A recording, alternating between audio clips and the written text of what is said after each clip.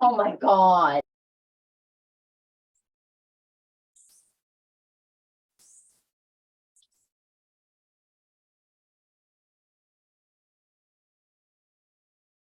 Well, it's 4 o'clock and it looks like we have a quorum of both boards present, so I'll at least get started with the remote access script. Good afternoon. This open meeting of the Select Board and the Zoning Board of Appeals is being conducted remotely pursuant to Chapter 2 of the Acts of 2023. Ensuring public access does not ensure public participation unless such participation is required by law. This meeting will not be featuring public comment. This is a meeting between the two boards, and but we do obviously have public access. It is not a public hearing, and that's why it will not be a public. There will not be public comment.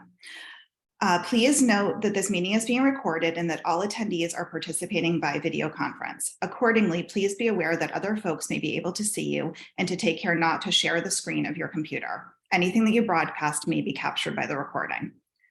Any supporting materials that have been provided members of this body are available on the town's website unless otherwise noted. The public is encouraged to follow along using the posted agenda unless the chair notes otherwise. We are not. We will turn to the first item on the agenda in a few moments after both boards have opened their meetings. We will, well, really, there's not really speakers to introduce. This will be a discussion between the two boards. Please remember to mute your phone or computer when you are not speaking. Please remember to speak clearly and in a way that helps generate accurate minutes. For any response, please wait until the chair yields the floor to you and state your name before speaking. If members wish to engage in conversation with other members, please do so through the chair, taking care to identify yourself.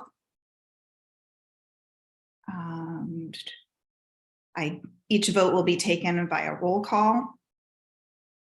And let me just confirm that my board members are present and can hear me by roll call. Malcolm McNabb. Oh, you're muted still. I can see you speaking, but I cannot hear you. I know. Okay, there you go. Yes, Yeah, I'm here. Brooke Moore. I am here. And Matt Fee. I'm here. You lost me for a second. I'm back. Oh, there you are. Jason Bridges unfortunately had a work thing that he could not step out of. So therefore, that's why I'm chairing this meeting. And I will turn it over to Susan McCarthy to open her meeting.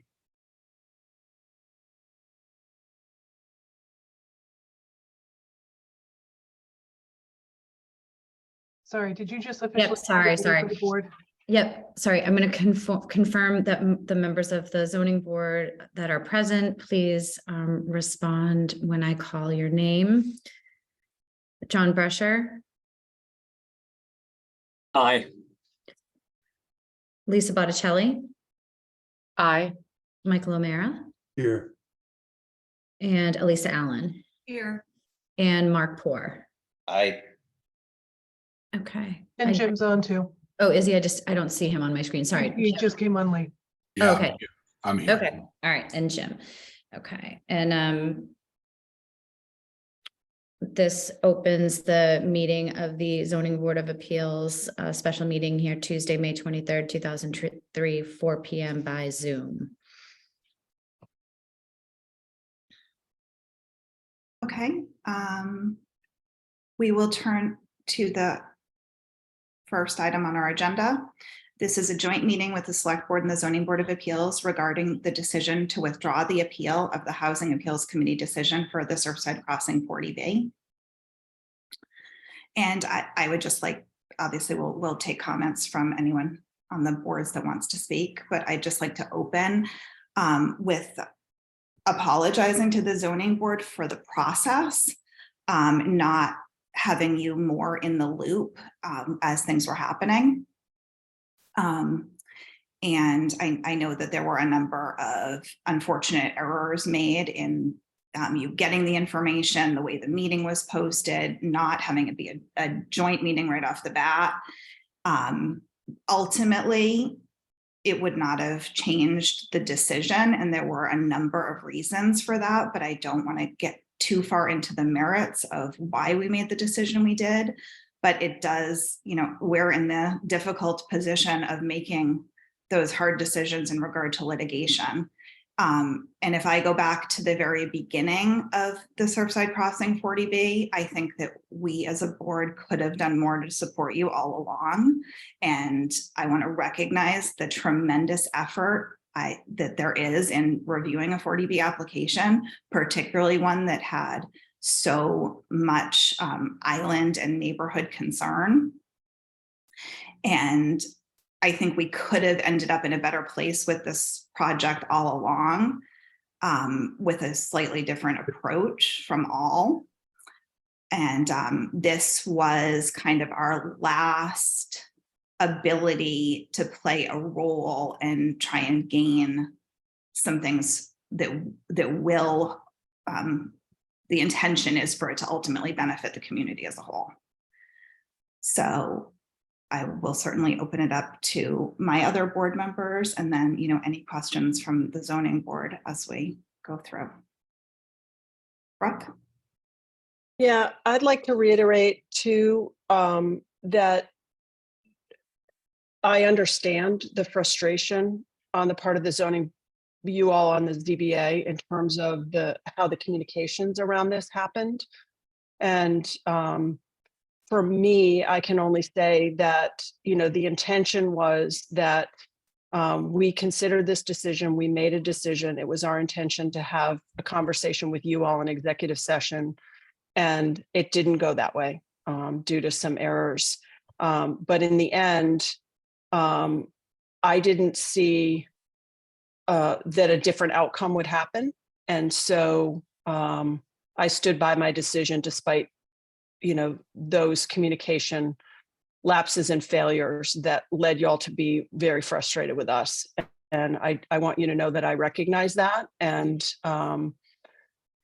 2020 hindsight, there probably are procedural steps that we could have done differently. And I also knew as I was making this decision, this difficult, decision, that this was going to create a lot of frustration and outrage in certain quarters. And I'm sorry you all feel as though we didn't support you. And I also understood that my role in this decision is different from the role the ZBA plays in it. We have different authorities, different purposes in our role in this decision. And as I understood it, that this was our job to make this decision. And I wish we had communicated better through the process. I do. And hopefully I and us as a board in general can learn from this going forward. So that's where I'm at today. Thank you, Brooke. Malcolm or Matt, did you want to comment at all? Anyone from the zoning board? Well, I'd like to comment. It was obviously very frustrating, as I mentioned in one of our last meetings. The last time we even spoke about this application as a board, our dear chairman, Ed Toole, was alive. And I wanted him to come and talk about the appeal. And we met and we talked about it, and it was decided to appeal the decision. And then there was no discussion until that memo came out. I was in California, and then this executive session was supposed to happen. I couldn't be there. So it's obviously very frustrating. I think the most difficult part for me as a sitting member is that I think there are a lot of things that we still think need to happen in our review process. And at the moment, I don't feel like we have any support for that. Either from you guys, from the applicants, frankly, don't seem to be wanting to give us enough time to really look at the complex amount of drawings and information that we have to take in about this. There were just things that I wish that you had come to us first and said, we're thinking we should make a deal what were the biggest concerns that you guys had? What would you want to see different? I mean, obviously, we want to see the plan that we approved, and I understand that that was overturned, but we could have had a little bit more backing behind us to review this part of the plan had you guys been more supportive or done this a different way. And that's what's frustrating, because now it's basically, you know, we get to check a bunch of boxes, and even if we think that there's not enough parking, well, that ship has sailed, because you didn't keep the appeal open so that we could have negotiated with the applicant earlier about providing more parking. You know, the scale of all the buildings, all being that scale, when their first application, even though it was the same density with bedrooms, had single family houses that were closer to South Shore Road, which would have been a better project. So there were so many things that I felt like we could have actually had a positive impact in the negotiations. So that's the frustration. I understand you not thinking the lawsuit maybe didn't have enough merit or didn't want to fund it, but talking to the people that actually spent the year reviewing this information would have made a lot more sense and given us a little bit more ability to actually make an impact on this development. And then I have questions, you know, about this agreement, you know, where is the funding coming to that I can't remember the section where it says, you know, 20% of the, there should be 20% profit, and the town has agreed to give private funding as well as potentially public funding for this. Where I'd like to know where that money's coming from. And I'd love to, it says up to 75% for year-round housing. How is that defined? Is it going to be, you know, a guaranteed 75%? And also, are they going to be able to be short-term rented? What are the regulations around that? I mean, I see this as a potential, you know, Richmond is not a really great example of a good development. And people might think differently, but I've heard that there's not enough parking. Cars are getting towed all the time. They don't even have the space to keep the towed cars in their development. So I just want to understand how those types of things are being addressed. And I wish we had been part of that discussion so we could have addressed them as a board with you to hear our concerns. May I ask, how much time have you been given for your technical review? We got 90 days from when the drawings were received, which was March 22nd. We've only had 2 meetings since we got John Chezia's, our consultant's comments back. And we asked for extension, which they gave us for 2 weeks. So I believe our next extension, our deadline now is June 28th. We had, at the last meeting, we asked for another month and it was declined.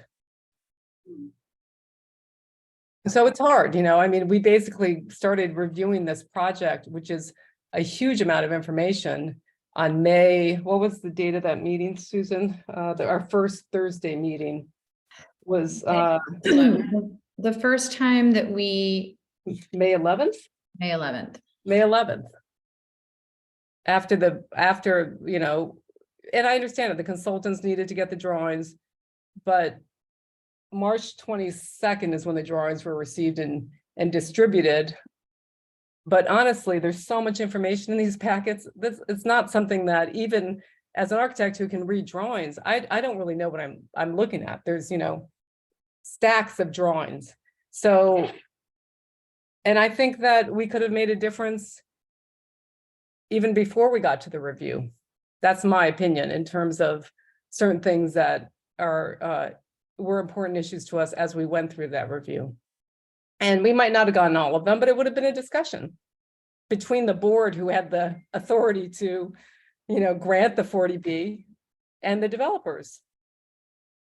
So that's where we stand. So it's a quick turnaround for us. And I wish there was more cooperation in both directions.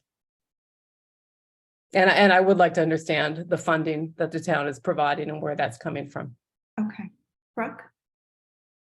So I think there's some misunderstanding about what I understand the power or authority or leverage as you would, that we would have over this application to proceed at risk. This was a decision that was handed down by HAC that my assessment of our ability to prevail on appeal relative to the potential to negotiate for 75% year-round restrictions on these properties. That was the choice that was in front of me when I made this decision. We did not have negotiating room on this. The appeal did not, in my eyes, and as I understood it, did not give us any negotiating ability, that we actually have superior negotiating ability, not being litigants and being at the table with the developers, and that your review is a side. The idea that this appeal would have gotten us changes from the hack decision, I think is a false premise in my mind. And I think maybe there's some misunderstanding on that. Your review of the hack decision is a procedural course that was playing out. The appeal really had no bearing on that. I think people believed that it was some great amount of leverage that we had to negotiate things different from the hack decision. I did not believe that to be the case when I made that decision based on the information I had. So I want to be clear on that. Yeah, no, I understand. I think, and I don't know, because again, we had never talked about this issue as a board with anybody. So we didn't get any information about this. We had no idea the appeal was being dropped. I didn't even know, frankly, that the appeal had been, I knew that we had instructed George to file it, but I had no idea where the appeal stood. We were in the dark completely as a board. Now, some of the board members may have known, but I did not know for whatever reason. So, you know, again, my only point is, I don't know if you had leverage. And I'm not suggesting you did. I just think it would have been good to have included in the conversation the board that went through the initial review, so we could tell you perhaps why we think we might have had leverage. And I wasn't suggesting that we take the appeal all the way to the end, but I wanted to understand. I just think we should have been part of the discussion. And I mean, I think that's all I'm really trying to say. I'm not suggesting that we had tons of leverage, but I think it would have been nice to have been part of the discussion so that we could understand why he went through with it without consulting us. We understand. Thank you, Lisa. Can I just briefly answer the 75% year-round housing is still being defined. There are various different ways to craft this, and that's why we're at the table with the developers and other entities to figure out the best way to lay that out. It can be anything from the 80% that's required of them to other income restrictions at higher income levels, or something as simple as market rate year-round occupancy, probably similar to defined the way Housing Nantucket's year-round restrictions are defined on their covenant homes. And you know, the potential buy down all depends on what that final picture looks like. And then the funding will have to be secured, whether privately or publicly. But I'm just going to go to Matt and come back. I can come back to you, Lisa. Matt?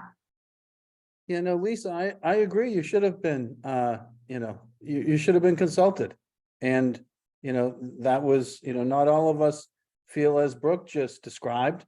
You know, some of us felt as though, you know, there was other paths and other possibilities, but that was not, you know, that was considered and not voted positively. And so, you know, you should have been, I think we made a mistake because I think we put ourselves in the same situation that we did with the Concom by acting the way, you know, acting prematurely. And I didn't understand why we had to do it so quickly. And so, you know, because we did it really quickly and here we are still a month later talking about it. I just feel like, you know, we had a chance and we were in a hurry. So, so for that reason, for a bunch of reasons, I don't want to get into the, specific details. We've been, warned to be careful of that, but I think that you should have been consulted. And I wish we had. And, I'm sorry that we didn't. Thank you, Matt. Madam Chair. Yes, Jim? I just want to comment on this, and I know it's probably no secret that I'm not a fan of what happened. And my comments kind of go to the overall process. That's my concern. It's not the development. It's not anything to do with affordable housing. I'm a believer in all that. My concern, and Brooke kind of alluded to this, is that we sat down as a board, our board, and elected to appeal. And then we have no input, and we're told that in the 6 months that since we entered it, things have changed. And, without, as Lisa alluded to, we had no idea. We had no input on this. And it's not clear to me what role the two boards have with respect to this, and my concern, and it sounds like I might be whining because I sat through this for a year, is that we'll constantly be undermined by the Board of Selectmen. And some things you might swoop in and elect to end the case, and others you don't. So what's our point? What's our mission when it comes to the 40B? Because it's really, it's a state statutory power granted to us, and it's basically being undermined. We have a number of lawsuits. I realize that in a lot of cases we're the defendant in that case, which might be slightly different. But at what point does the select board come in with certain cases and elect to settle it without any knowledge on our behalf? And it's not right. It really isn't. I also think that whatever was discussed in that executive session, we need to know. And there is no secret anymore. There is no reason why this light can't be shined on that discussion. So if it was a money thing, was it a merits thing? I find that hard to believe, because I thought our attorney did a great job. I mean, I've read this brief, and we really had a leg to stand on outside of the biased hack, and we threw it all away, and we didn't negotiate anything. My other question relates to, why didn't the select board just elect to settle with the developer, pull this out of the 40B, and do a Richmond? Then you could do whatever you want. You could go from 0 to 75%. You could do 1%. You could do 74%, but you elected not to do that. And that, I know Richmond wasn't a big success, I guess, in some people's eyes. In my mind, it was. But it seems like a very political decision. Just take it out and work with the zoning. And work with the developer. Why are we in the middle of this now? Thanks.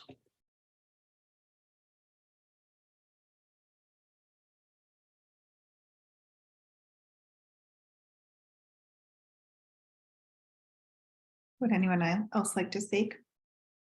Susan?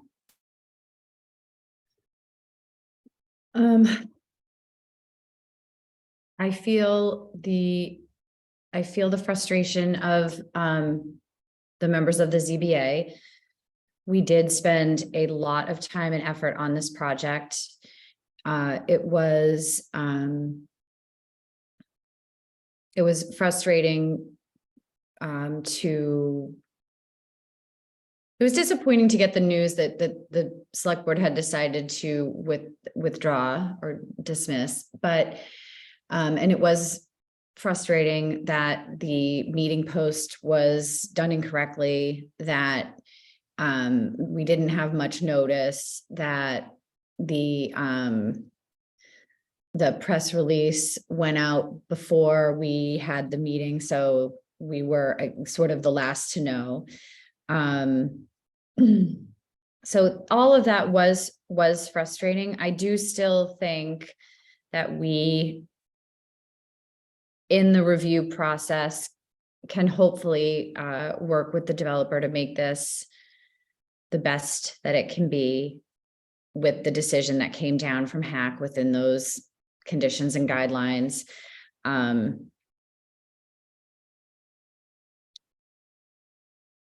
I look forward to whatever the entities are that are working with the developer, trying to iron out the details of that press release around this up to 75% of the homes in the development for year-round Nantucket residents. And I appreciate hearing from the select board members, that there is recognition that it could have been done differently, that if it wasn't rushed, that decision, and then having to have the meeting and get the press release out, that we could have had a more meaningful discussion April 19th or somewhere around there, and not be doing this now. But I do appreciate the select board's willingness to have this meeting and to honor that suggestion that was made shortly after the April 19th meeting. And I appreciate the candor of the board members about that this could have been done differently and may have had a slightly better outcome for all parties had it been handled a little bit differently. Understanding that, and I've heard, I think, from all of you, that your decision to remove us from, or to end the litigation would not have changed, which is fine, but acknowledging that it might have been handled differently means a lot to me personally. Malcolm? Madam Chair, well, it may or may not have changed, because if actually we'd had the ZBA input, maybe the vote would have been different. So I will just question the comments that it would not have changed. And yeah, I want to echo Susan's, I am appreciative that you've opened up to allow us to have discussion about this. I know that, there's really not much that can be handled now, but and I am looking forward to cooperation. I do believe in, even though I said I didn't think Richmond was successful, I just don't think it served as much as a year-round community as one would have hoped. At least that's what I hear. Anyway, I might not know all my facts, but this development is going to get built, and I'm just hoping that we have cooperation so that we can do the best job with it that we're able to. And it might be, and the applicant, we've asked for them to really point out in a very easy way the changes that we've requested, so that we aren't like going through 500 or 5,000 sheets of paper looking for things, and they have been cooperating about that. But I hope they, in the spirit of cooperation, will entertain other, giving us a little bit more time. It's a complex project, and it's a very different project than Nantucket has ever seen. So I think I think a lot of thought has to go into it. Even if we can't stray from the HAC decision, I think we can make commentary about it, or have it. I think we can have an input on it and how things should be handled, and without changing the intent of what they're trying to accomplish and what the town is trying to accomplish with housing. Thank you. Matt? Yeah, just a couple of comments Lisa made. This is maybe a Pucci or staff question. Who owns this going forward? Which is the staff, which staff member is responsible to, is it the Concom board? I mean, the ZBA board that's going to do this review, or is it now the select board? Which staff is responsible to, to follow up to ensure all the various restrictions HAC did put on are enforced? And to make sure the right hand knows what the left hand is doing. Like, how is that all? Does the ZBA and does town staff feel like that's all set up well and being monitored well going forward? that's a big question of mine as well. Okay. Who can answer that? I can try, but I think maybe George is best for that. George? Good afternoon, Madam Chair. This is George Pucci from KP Law. Yes, what's currently before the zoning board is the review of the final plans of the applicant for conformance with the approval with conditions of the ZBA, but as modified and stricken, frankly, substantially by the Housing Appeals Committee. So the ZBA is doing that review with the assistance of a engineer peer review consultant, John Chesia. He's reviewing the plans for engineering issues.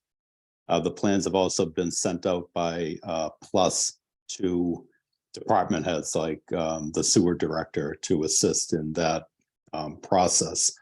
When the And ZBA. Public safety as well?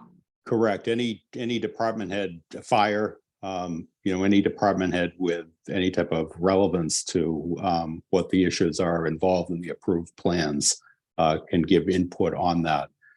The ZBA is then going to either issue a decision that they conform or that they conform but for certain issues that are noted, or that they find that they don't conform with whatever issues that they find that do not conform between the approved conditions and the final plans. One of the members pointed out that the deadline right now to complete that final review is the end of June 28.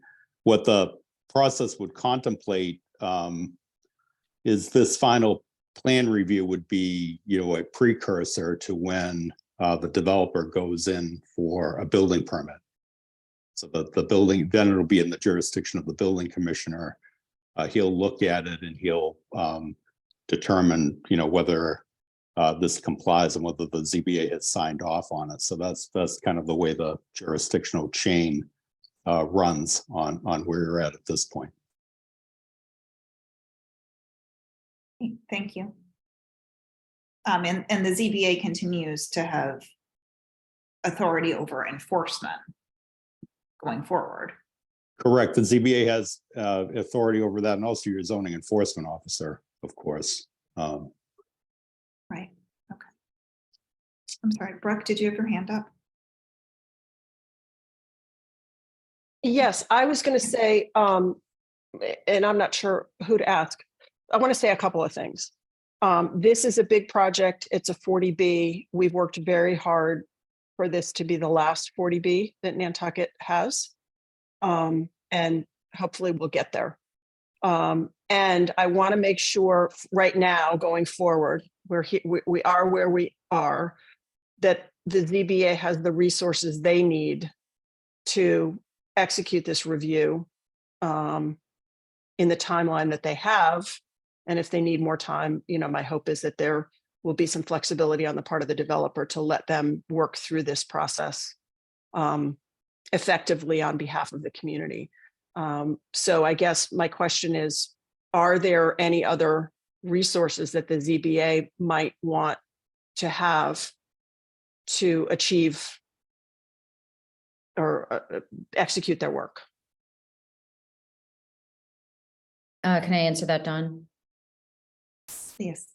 I think at this point, we are pretty well teed up. I think when we look at, we have a meeting next Tuesday where we're going to review a different subsection of the plans. And at that point, we may, if we have questions that need more of an expert opinion, then we may ask for another consultant. But I think at this point, we are pretty, we're pretty well set up with the consultants that we have, and the feedback from the from sewer, fire, building, water.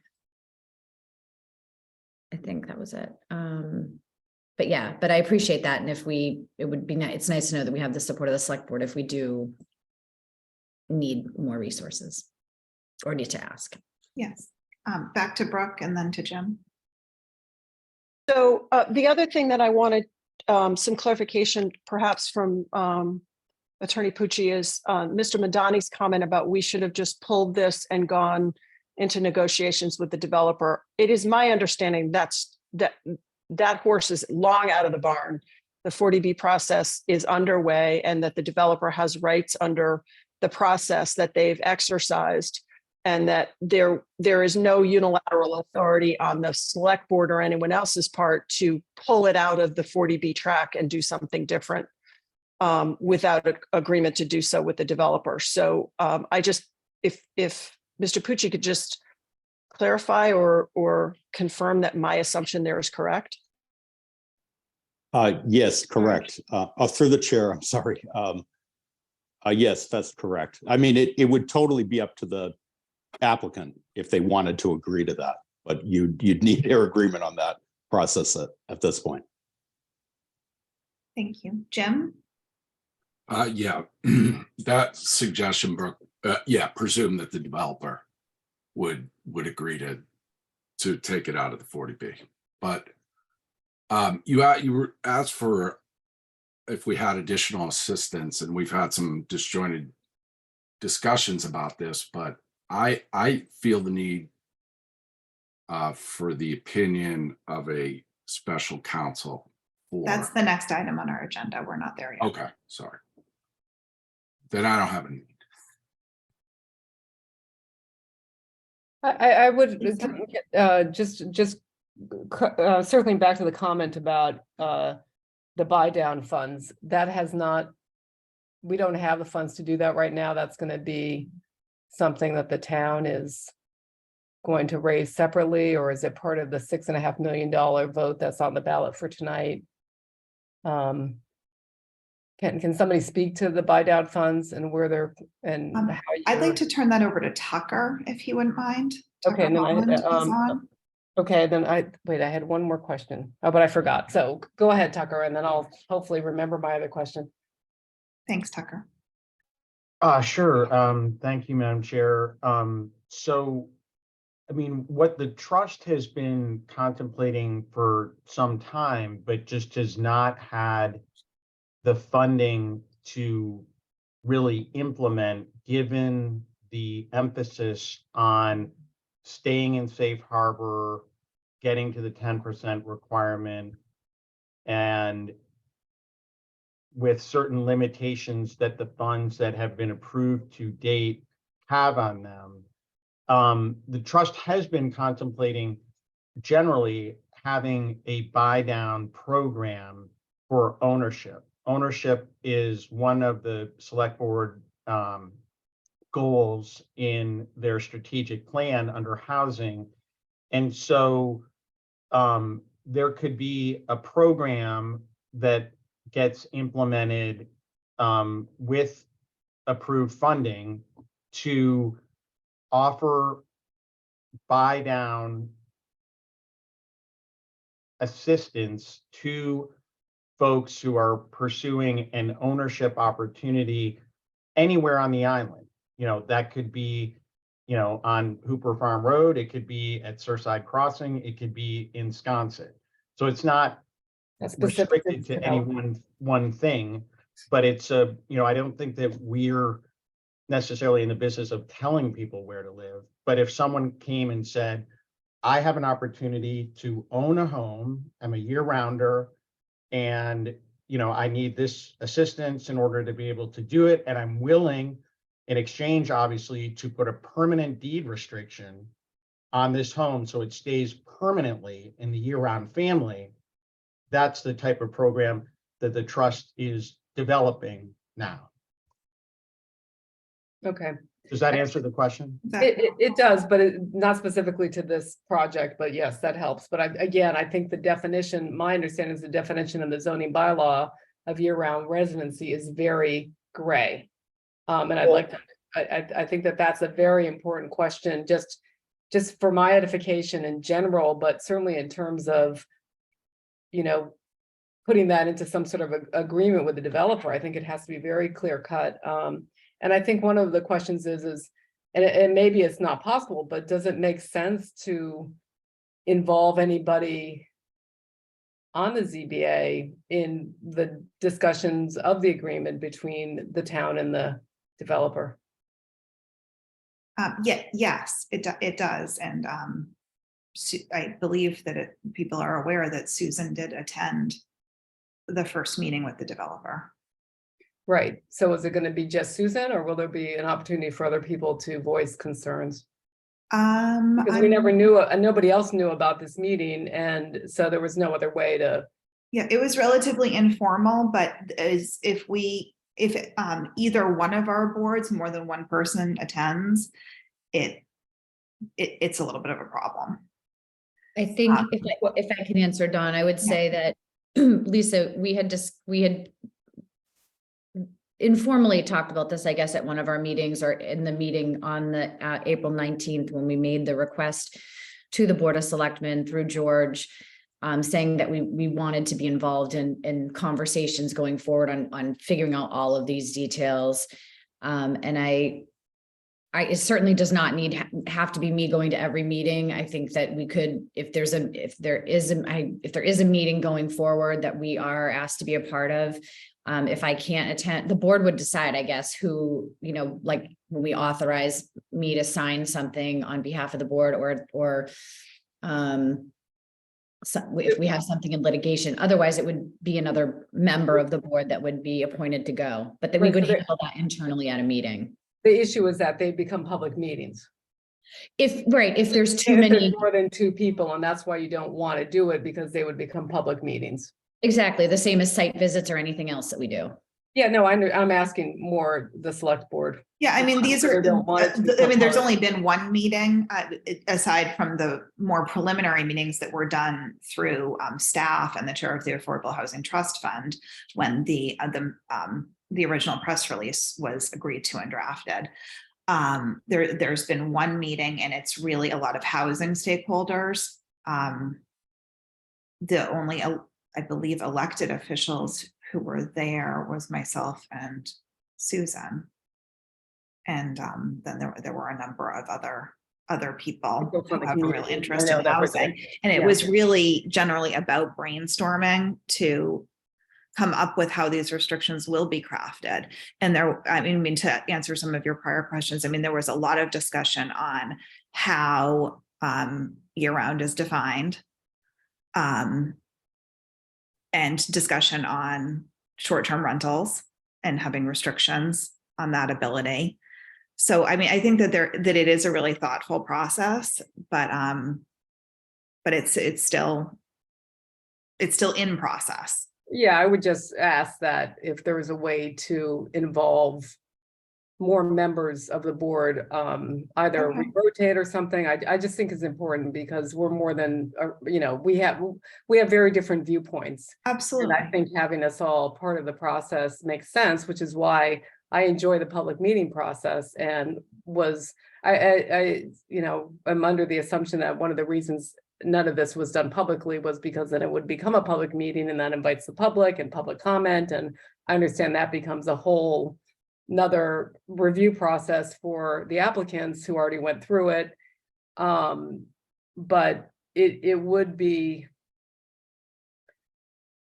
I just think it would behoove everybody to have more people at the table that maybe are part of on the zoning board, and also interested in affordable housing. And I'm actually not against the concept of a 40B. I think Sachems Path was an incredible 40B, have given lots of local families a house, a yard. It's a great 40B. So I'm not against 40Bs, and I don't frankly mind if there's more of them if they're handled well. And I'm not saying that this one isn't. I'm not saying that to say that this one isn't. The scale of this 40B is something that I think you see on the mainland. We've never seen any kind of development project on this, even commercial, on this island of this scale. So it's a very different animal for us to, No. review. And We understand that. I mean, I would point out though that Richmond, only one portion of it actually includes 225 apartment units, separate from all of the houses and commercial entities. So I'm not sure that the scale thing is quite oh, yeah, but correct. But it is well, a very but big that development. is, yeah, well, again, I think, I think Tucker might have point is some taken. comments to your comments, Lisa. Yeah. Tucker, and then Brooke. Thank you, Madam Chair. I just wanted to mention that actually at the Affordable Housing Trust meeting scheduled for Thursday, one of the items is to begin assembling a work group, if you will, much in the same manner that we put the Neighborhood First Advisory Committee together after that initial $20 million appropriation plus the 5 million CPC bonding that year. You know, we assembled a wide array of actually both seasonal and year-round residents to advise on the deployment of that capital. And in a similar manner, one of our items for Thursday is around year-round restriction development. So like, I can't speak for the trust members, but I would certainly encourage anyone who is interested in contributing to that process to please let us know. Brooke? Yeah, regarding 40Bs, I actually think Chapter 40B and this project in particular has inspired our community to take long overdue action to solve our housing crisis. And I believe strongly that Chapter 40B as a tool of our community and us on the Affordable Housing Trust as a tool to perhaps, you know, our general policy at the trust is to work within existing zoning and not use the tools available under Chapter 40B to increase density to a degree to get more units out of a lot or an area. But that's not to say that 40B isn't a valuable tool, especially when it is a tool used by the municipality to arrive at goals the municipality has agreed upon and has consensus on. And so Chapter 40B as a lever to frankly, in my opinion, pressure our community to take action where action was not taken for many, many decades of my lifetime here, my experience here on Nantucket. And so I agree with you, Lisa, but I think it's a healthier tool when it's one we use collaboratively as a community to get where we need to be. And I think we got the message, right? We have invested as a community in making sure that we're in safe harbor, that we retain the decision when and where to use the Chapter 40B legislation to our advantage as a community, rather than it being in the vision of someone else. And so that's what I meant by my statement about this is likely the last process the ZBA will go through that's a more contentious 40B process versus a collaborative and coordinated 40B process if we go that route, choose to go that route for our own goals as a community. So, we've done, as a community, some really good work in this area in the last 5 years, and the landscape really of where we are and the crisis deepening had a huge impact on my decision around this particular thing that we're here to talk about tonight. It has gotten so much worse. And in my mind, a project that was going to move forward, it does not make sense to make community members who are desperate for housing wait whatever time we might have gained in an appeal to make them wait that much longer. And so that's hopefully that's helpful for you to understand where my head was at in my vote on this as well. Thank you.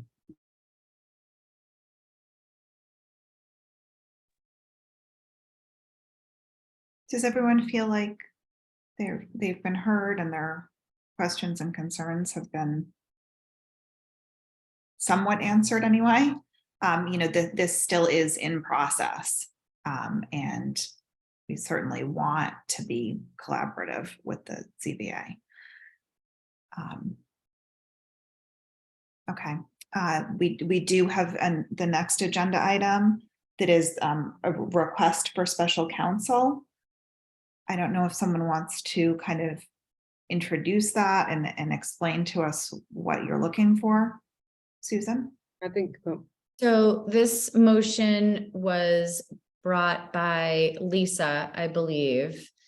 So I would yield the floor to her to address that, her motion. Okay. okay, and then I will probably likely yield part of my time to Jim Mondani. I think the reason is that, George, we love and has done a great job. I just do feel like it would be good for us to be able to have council that is separated from the select board in terms of just what our questions and goals might be. It just might be better answered by somebody that's separated. But I would like Jim to really discuss it, because I think first of all, I'm not a lawyer. He is a lawyer. And I think he has a better handle on it. I brought the motion forward because I'm a full-time member and Jim was not, and it was deemed that it would be better to come from a full-time member. Jim, would you like to Jim? speak on this? Yes, thank you, Madam Chair, and thank you, Lisa. Part of my reason for this is for therapeutic reasons. I've been on the board for, I don't know, seven years, and this has caused a lot of conflict within our board, a normal harmonious board.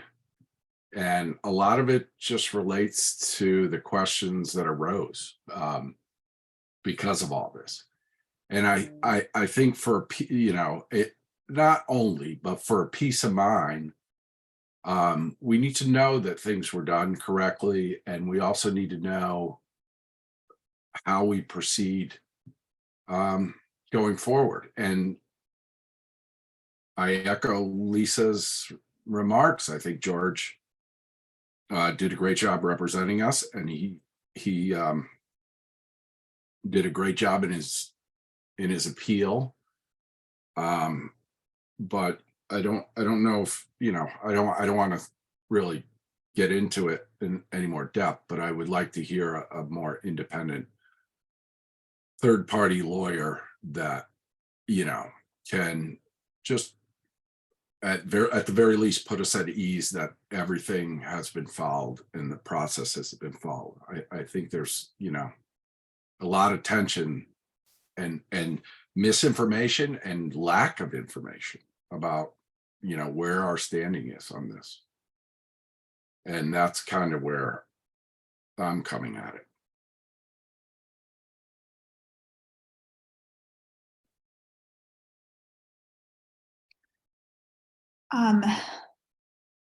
Matt, did you have a comment? Yeah, I was just gonna ask Jim, then what is the scope of that you're asking for, Jim? If we were to vote for it, what are you're asking him to do a review of, the last month and a half, and, or what are you talking about going forward? What's the scope that you're asking? I think there's some concern, at least on my part, and other members, whether they speak or not, that we should be the one that has the authority to make this call. Not that we're going to make a different call than you have. And I appreciate Brooke's comments, and they make a lot of sense, and it helps me understand that part of it. But I think we need to know that what was done procedurally is correct. And I think we need to know a little clearer about what I think we're going forward, we're kind of in this uncharted territory, and that we're appealing the appeal, and what our rights are with regard to this permit. There's some questions about whether the permit has been issued, whether we can make additional recommendations. And, you know, I think we need to understand that a little better. You know, I think it's difficult for a town attorney to advise two boards that have kind of split a little bit, and you know, it's really not fair to put an attorney in that position. I'm not speaking for George, but I can only imagine what it'd be like where you have we weren't simpatico, at least 2 weeks ago. And you know, how can someone advise us both on what the best thing is? That's my long answer. Malcolm? Yes, Madam Chair. I guess I have a couple questions. This seems to be more a therapeutic request than legal in a sense. What does the rest of the ZBA want? I mean, I don't want to push something on the board when we have done that before. They don't necessarily want. I'd have to get a sense of the majority of the ZBA on this issue before I can make a decision.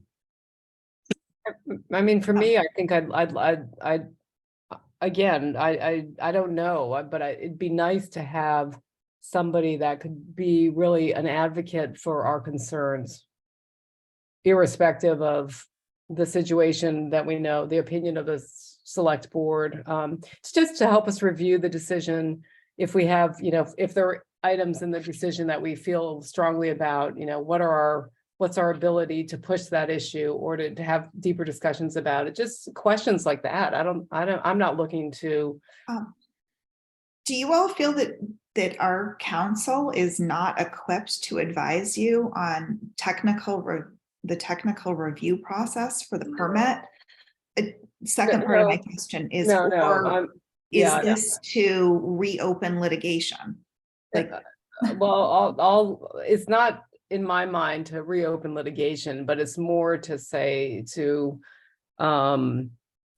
you know, maybe push a little harder about I don't know. We've only been reviewing for 10 days now, so I'm not sure, you know, what those questions might be. We haven't really gotten that far into it, but I don't think it's a bad idea to have somebody that we feel like can really hear our concerns. Again, and I think George does a great job and has done a wonderful job, but he's sitting between two different boards right now.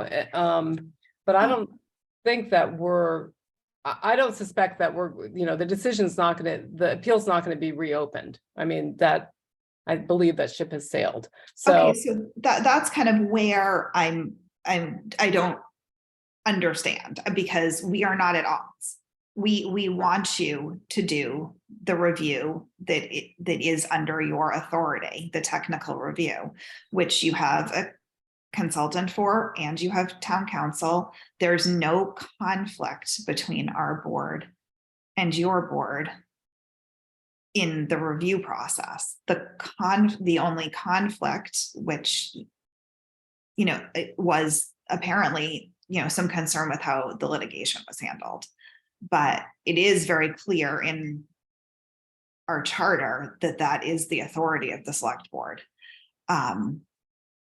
If you need more clarification on that, George could probably speak to that again. I'm not sure that it's a necessity to ask some independent counsel what the town charter says.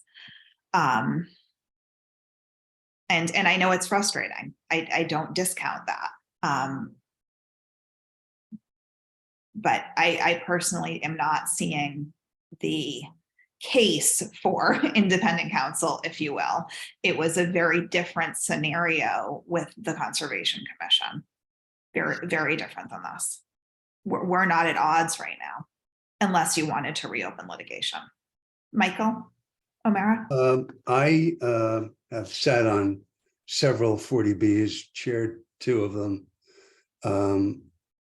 I understand very well how it feels to work on something for several months and have it remanded back to the island.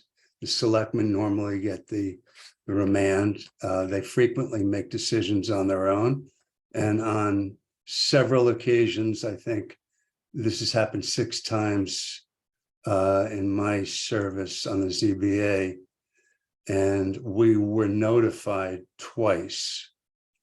So 4 times we didn't get the notice. Everyone kind of felt like we were the unlike children. I agree with you that it is in your power to do that. So I am not in favor of hiring another attorney to look into this. I think everything was done properly. It did hurt, and I know that it hurt other board members more than it hurt me. So I'm happy to answer any other questions you might have. No, I appreciate that history, because this is kind of the first time that I recall dealing with this during my I term. don't think it's happened with any of the current select board members. And I certainly do regret how the information was passed to you. Yeah, I'd say in the future, it would be nice for the chair to get notified, and the chair would notify the rest of the board prior to reading about it in the newspaper. Understood. Jim, and then Susan. You know, I said for therapeutic reasons, just to clarify, it's, you know, I guess the underlying issues have caused problems that need to be addressed. You know, we were pretty clear in what we voted on with what we expected. And the select board, really, we didn't hear a response. I mean, I had to find out what the answer was and dig into it. And I wouldn't say that's simpatico. And, you know, although we're not in direct conflict, I agree. We're not in sync, in my opinion. And I think it's hard for an attorney to advise both, you know, and that's, you know, that's my opinion. I think we need to have leverage with this project, and we firmly believe that. You don't. And, you know, we need someone to advise us, you know, what are our specific powers? Susan, and then Brooke. So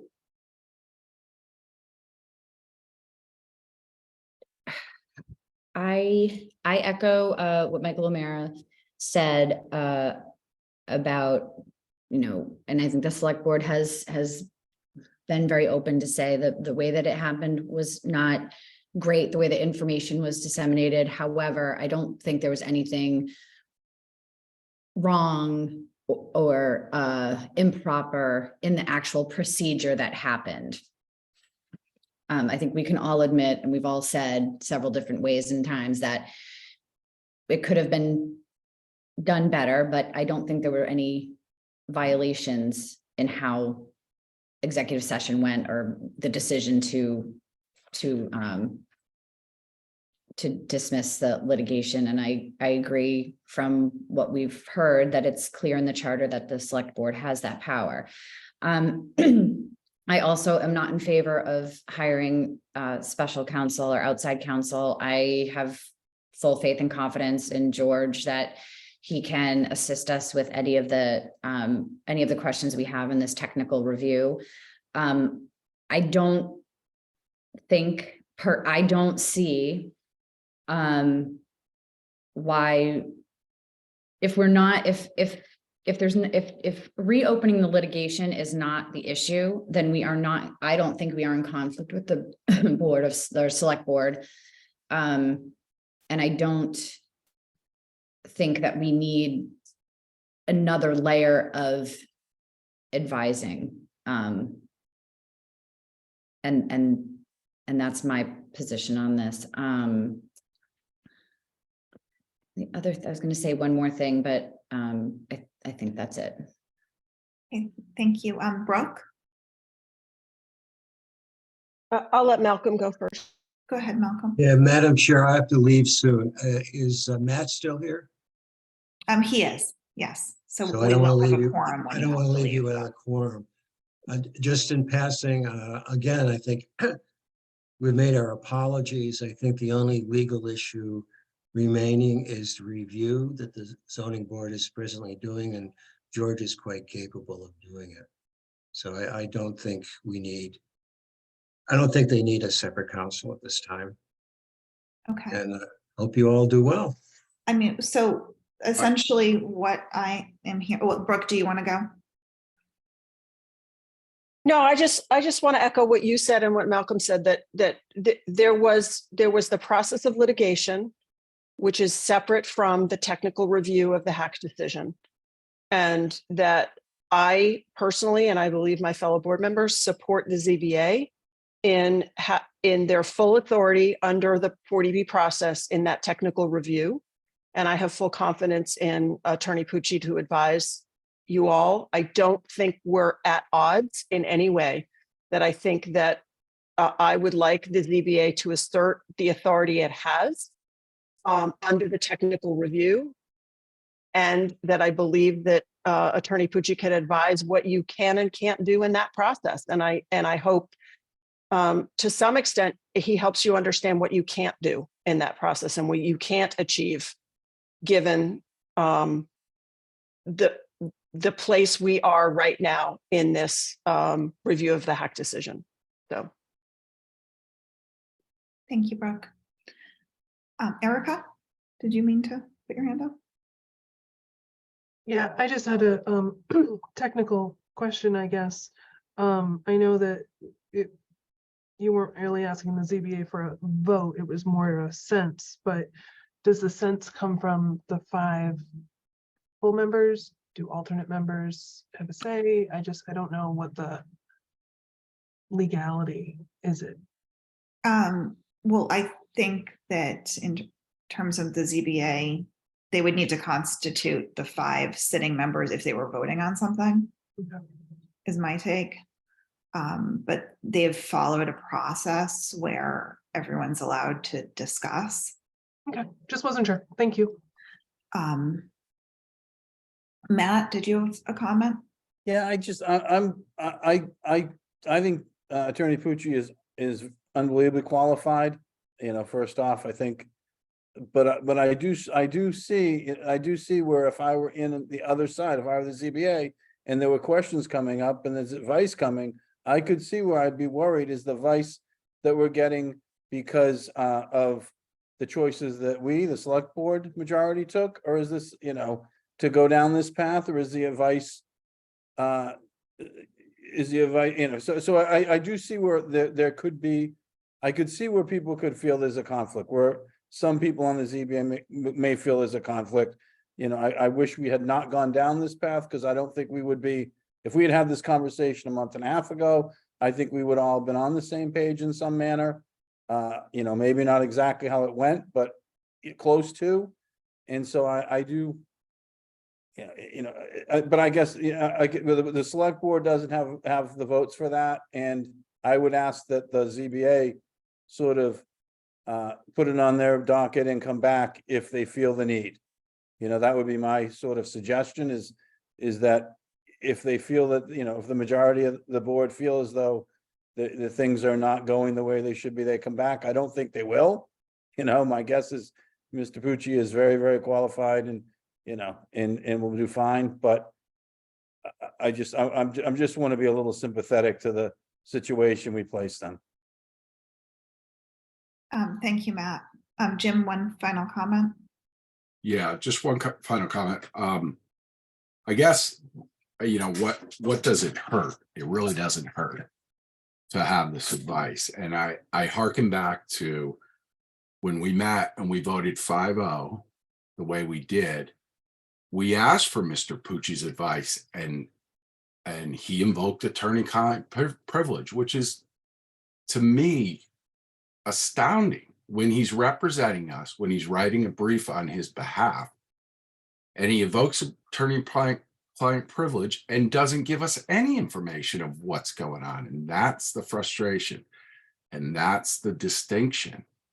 And if we continue this way, as much as I respect Mr. Pucci, I'm not sure if they're going down the road that if we have some difference in opinion, that he's not going to be more biased toward the board. And that's my point is, you know, we're left in the dark. We're still in the dark. We still don't know the reason for this discussion. And we have an attorney that's telling us he can't discuss things because of attorney-client privilege. It's ridiculous. Matt, Yeah, my sense, Jim, is that if you wade into that territory, Mr. Pucci will do the same thing. He'll say, I can't because, at which point then you'll come back to us is sort of my guess. So. Okay. Yeah, that would be my guess is that, is leave it as if you get in that situation where it's where he has to say that, then you do have a conflict. And we could, my guess is we could have another conversation.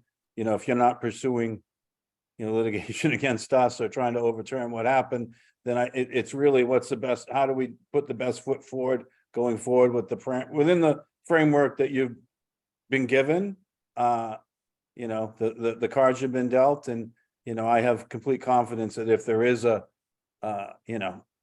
issue, he will not step over the line. I've dealt with him for many years now, and he's a straight shooter. And you were correct. He did a really good job on that brief. So, and he knows this inside and out. It would take someone else some time, quite a bit of time to get up to speed on it. Don, just one thing I just wanted to note to clarify.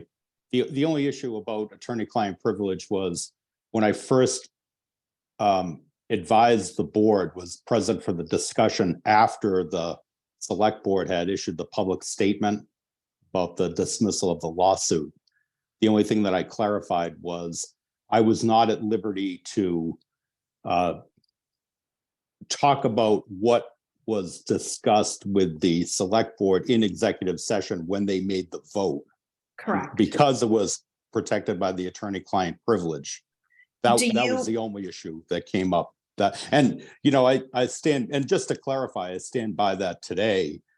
Executive session minutes are different than the attorney-client privilege. So when you've received public records requests for the executive session minutes. Once the need for the executive session no longer exists, the board is under the obligation to release those executive session minutes. However, within those minutes are the substance of communications with the attorney. Those, and we have a customary practice of this as well, based on in the law from the state's highest court, that we redact the attorney-client privileged information from those executive session minutes. So, and the reason for that is a George, client. Okay, a I client don't want to cut needs you off, rely- but Brooke has to leave Okay. and I'm going to be stuck with no quorum. Just needed to clarify that. But I issue. just wanted to ask you quickly, do you see in any way any conflict between representing select board interests and representing the interests of the zoning board in their technical review process? No, it's a town council engagement. I'm town council direct, authorized by the select board to advise the ZBA on this. So the ZBA is free to accept or, reject my advice with regard to the final plan review. Okay, thank you so much. I am not seeing from the select board, unless someone wants to say something quickly, a motion to approve special counsel at this time. So therefore, I'm going to have to wrap up our meeting and look for a motion to adjourn. So moved. Second, All those in favor by roll call, Brooke Moore, aye. Matt Fee, Aye. Don Holgate, aye. I'll turn it to you, Susan. Thank you, everybody, for sharing your thoughts with And us today. thank you for your time. No, thank you all. Appreciate it. Okay, so for the zoning board of appeals, can I have a motion to adjourn? I'll I'll make make that the motion. motion, Madam Chair. Okay, so I'm gonna, Lisa made the motion, we'll say Michael seconded that, and I'll do by roll call. Pardon me. Myself, I, Lisa, Aye. Michael, Aye. Elisa, Aye. and John. Aye. Okay, thank you everyone for your time this afternoon, much appreciated. Thank Thanks you. again, and Thank you. thanks to the public for listening in, and hopefully there's some clarification and better process going forward. I agree. Thank you. Thanks, John.